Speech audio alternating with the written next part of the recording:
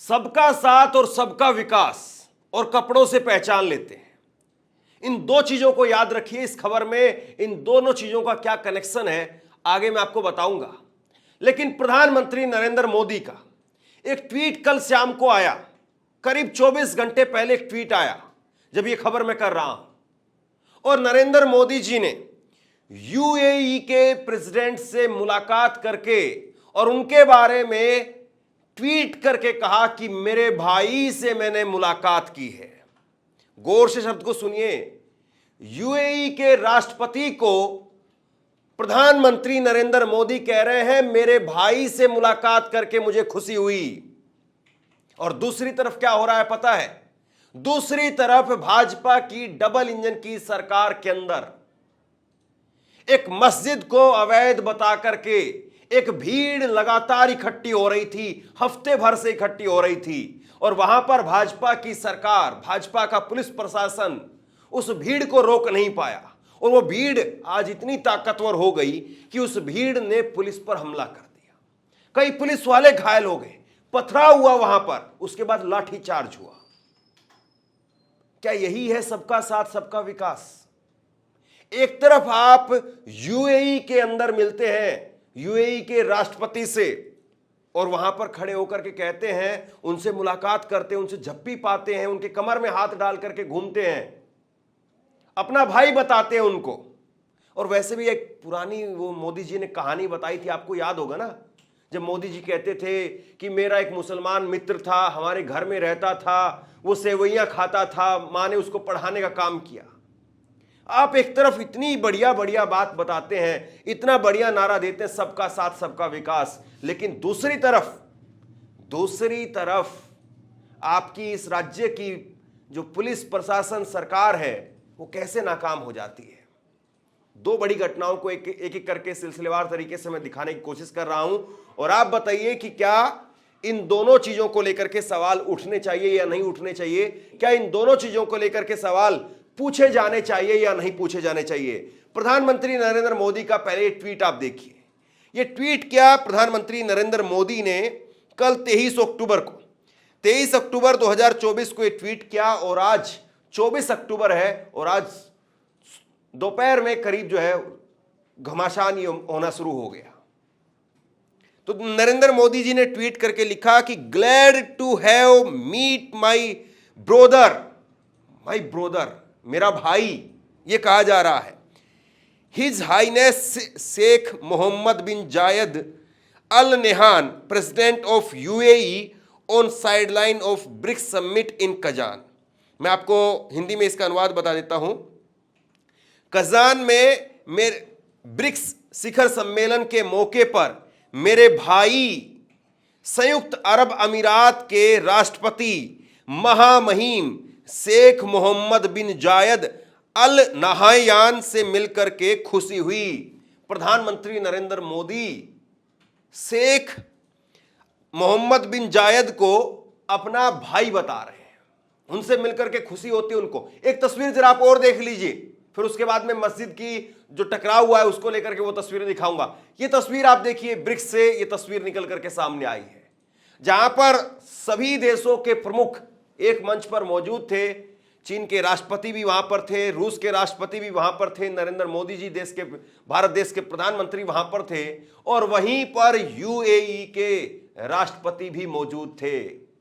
Photo खिंचवाने के बाद सब चले जाते हैं। रूस के राष्ट्रपति चले गए, चीन के शी जिनपिंग चले गए, और मोदी जी फिर आखिरी में कमर में हाथ डाल करके आ रहे हैं यूएई के राष्ट्रपति से, उनके प्रमुख से।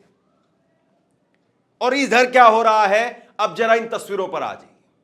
ये तस्वीर आप देखिए, ये तस्वीर आई है उत्तराखंड के उत्तरकाशी से, जहां पर भारी बवाल हुआ और उत्तराखंड के उत्तरकाशी के अंदर मस्जिद को गिराने के लिए भीड़ इकट्ठा हो गई। ऐसी वहां पर हालात हो गए कि कई पुलिस वाले वो भी घायल हो गए। भीड़ उग्र हो गई, मस्जिद की तरफ बढ़ने लगी, और भीड़ को जैसे तैसे करके वहां पर पुलिस को रोकना पड़ा, लाठीचार्ज हुआ।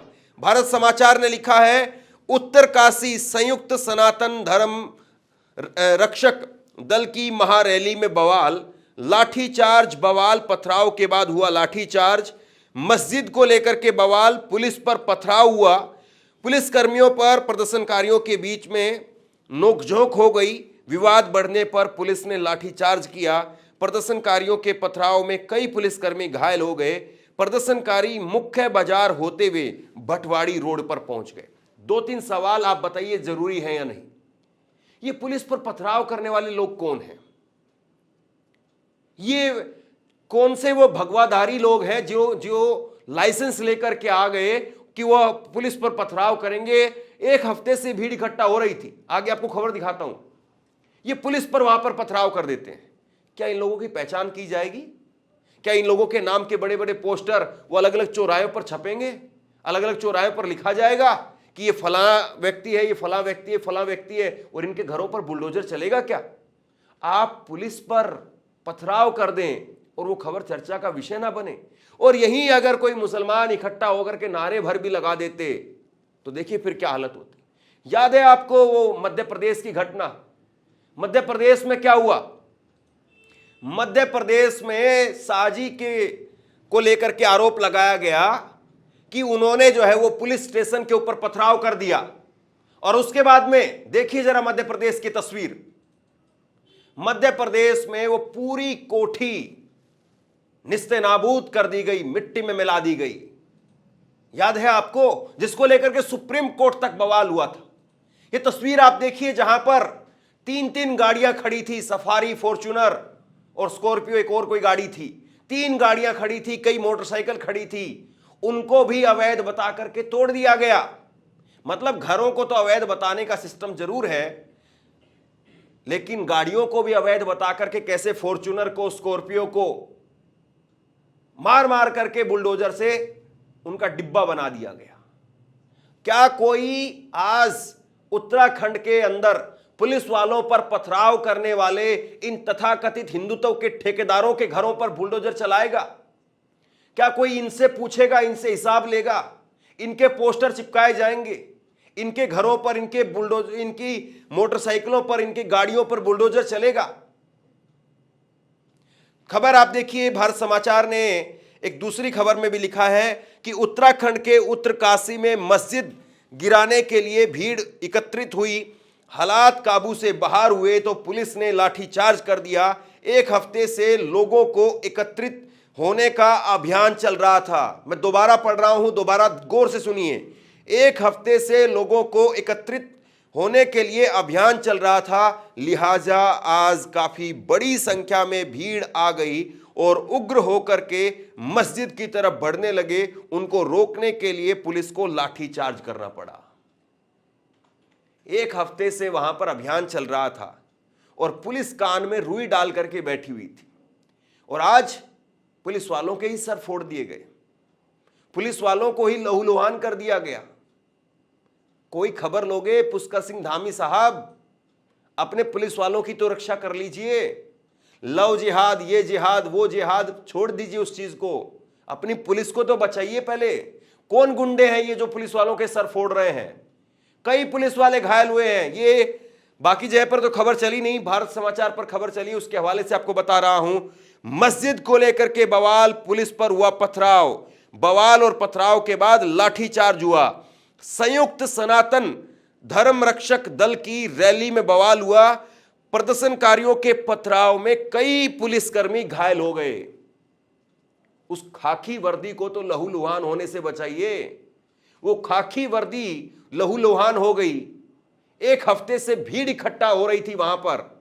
कहां है आपका इंटेलिजेंस? कहां है आपका पुलिस प्रशासन का जो रुआब, इकबाल, कहां है वो सब? सबसे बड़ी बात यह है कि अगर इस पूरी घटना को हम उल्टा कर दें कि किसी मंदिर को लेकर के कोई मुसलमानों की भीड़ जा रही होती और मुसलमानों की भीड़ ने पथराव कर दिया होता, तो आज सब चैनलों पर प्राइम टाइम में ना केवल इस पर चर्चा होती, बल्कि 5 से लेकर के 10 बजे तक हर चैनल पर 2-2, 3-3 शो इसको लेकर के होते, 2-2, 3-3 घंटे की चर्चा होती। लेकिन आज देखिए साहब, खाकी लहूलुहान हो गई और खाकी को लहूलुहान करने वाले दूसरी तरफ भगवा रंग के झंडे लेकर के खड़े थे। लेकिन किसी की हिम्मत नहीं है कि कोई आज इस खबर पर चर्चा कर ले, किसी की हिम्मत नहीं है कि कोई आज इस्तीफा छोड़ दीजिए, आप केवल पुष्कर सिंह धामी से सवाल कर ले। पत्रकार वसीम अकरम त्यागी ने इस घटना को लेकर के लिखा है, यह वीडियो उत्तराखंड के उत्तरकाशी का है। संयुक्त सनातन धर्म रक्षक दल के नफरती एवं कुंठितों ने मस्जिद को अवैध बताते हुए रैली निकाली। इस दौरान उनकी पुलिस से झड़प हुई, जिसके बाद में उत्तराखंड पुलिस ने लाठीचार्ज किया, जिसके बाद इन उपद्रवियों ने भी पुलिस पर पथराव कर दिया, जिसमें कई पुलिसकर्मी घायल हो गए। पुष्कर सिंह धामी सरकार बुलडोजर नहीं चलाएगी। धामी साहब अब घायल पुलिस वालों से मिलने नहीं जाएंगे। सवाल यह है कि उत्तराखंड पुलिस ने यहां हल्द्वानी भलभूनपुरा का नियम लागू क्यों नहीं किया? अगर ये भीड़ मुसलमानों की होती, मुसलमानों ने पत्थर चलाए होते, तो मुख्यमंत्री साहब जाते। ऐसी कई बार तस्वीरें देखी है मैं जरा भी रत्ती भर भी किसी को भड़काने के लिए या किसी की भावनाओं को ठेस पहुंचाने के लिए नहीं कह रहा हूं, और मैं हमेशा इस बात का पक्षधर रहा हूं कि चाहे जो भी हो जाए, देश के कानून के साथ में कोई खिलवाड़ नहीं होना चाहिए। धर्म, आपका भावनाएं, सब कुछ अपनी जगह पर सही हैं, लेकिन कानून से ऊपर मत जाने दीजिए, कानून को अपने हाथ में मत लीजिए। लेकिन उदाहरण के तौर पर मुझे कई बार खबरों को बता करके लोगों को जागरूक करना पड़ता है, इसलिए मैं सिर्फ बता रहा हूं। अगर मान लीजिए कि मुस्लिम भीड़ ने पथराव किया होता तो क्या करते धामी साहब? पुष्कर सिंह धामी शायद जाते फिर, और वहां पर पुलिस वालों के मर्रम पट्टी कर रहे होते।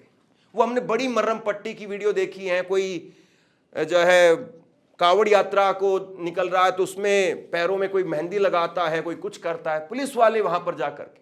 और यहां पर हो सकता है कि पुलिस वाले जिनकी पिटाई हुई है या जिनकी चोटें आई हैं, उनको जाकर के मुख्यमंत्री सेब खिला रहे होते, उनकी मर्रम पट्टी कर रहे होते। लेकिन अब कहां है बुलडोजर? कहां है वो जो पोस्टर लगते हैं चौराहों पर 10 बाई 10 के, जिसमें नाम लिखा होता है और जिसमें 14 इस तरफ और फिर उसके बाद में 5 लाइनें इस तरफ, 70 जो है वो लोगों को नामजद करके पोस्टर लगा दिया जाता है। फिर पता चलता है उसमें से कि फला आदमी तो मुंबई में है, फला आदमी तो महाराष्ट्र में, मध्य प्रदेश में बैठा हुआ है, फला आदमी तो जो है वो उसकी शादी में गया हुआ है। फिर बाद में जो है खबरें आती रहती हैं, लेकिन उनके घरों पर बुलडोजर चल जाता है। पत्रकार जाकिर अली त्यागी ने लिखा है, उत्तराखंड के उत्तरकाशी में मस्जिद को अवैध बताते हुए गिराने पहुंची भीड़ पर पुलिस ने लाठीचार्ज किया। इस मस्जिद को अवैध बता गिराने के लिए हिंदू संगठन हफ्तों से अभियान चला रहे थे। आज भीड़ लेकर के पहुंचे और पुलिस द्वारा की गई बैरिकेडिंग तोड़ मस्जिद की तरफ बढ़ने लगे। पुलिस ने काबू पाने के लिए लाठीचार्ज कर दिया। नरेंद्र मोदी जी, आप खाड़ी देशों के शेखों से मुलाकात करते नहीं थक रहे हैं, उन्हें अपना भाई कहकर के संबोधित कर रहे हैं, लेकिन यहाँ उनके धार्मिक स्थल अवैध हैं। वो आपके गुंडों की नज़र में पाकिस्तानी बांग्लादेशी हैं। पीएमओ इंडिया को तुरंत संज्ञान लेना चाहिए। धामी सरकार गुंडों के अभियान के साथ में खड़ी दिखाई दे रही है, जिसके कारण माहौल को खराब किया जा रहा है।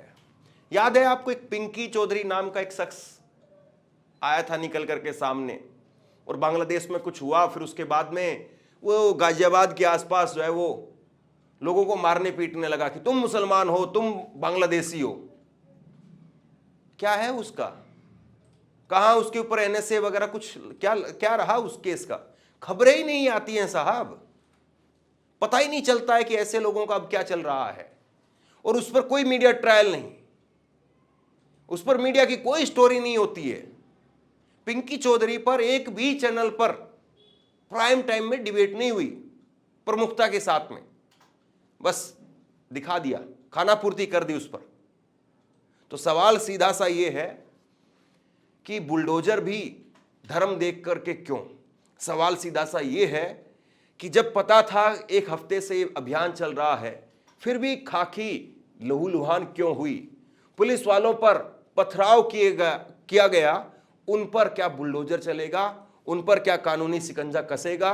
या सिर्फ प्रधानमंत्री नरेंद्र मोदी विदेश में जाकर के शेखों के साथ में मुस्लिम शासकों के साथ में बैठ करके वहां फोटो खिंचवा लेंगे और उसी से ही सबका साथ सबका विकास हो जाएगा।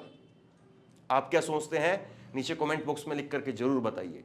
ये वीडियो शेयर कीजिए, इसलिए शेयर कीजिए ताकि लोगों को एक पूरी पिक्चर जो है वो समझ में आए, किस तरीके से क्या चल रहा है और क्या आपको दिखाया जा रहा है और क्या हकीकत है। शेयर कीजिए, 5-10 मिनट तो अपना निकाल ही सकते हैं, निकाल दीजिए, शेयर कीजिए इस खबर को और इसी तरह की तमाम खबरों के लिए ऑनलाइन न्यूज़ इंडिया को सब्सक्राइब कीजिए। बहुत बहुत धन्यवाद आपका।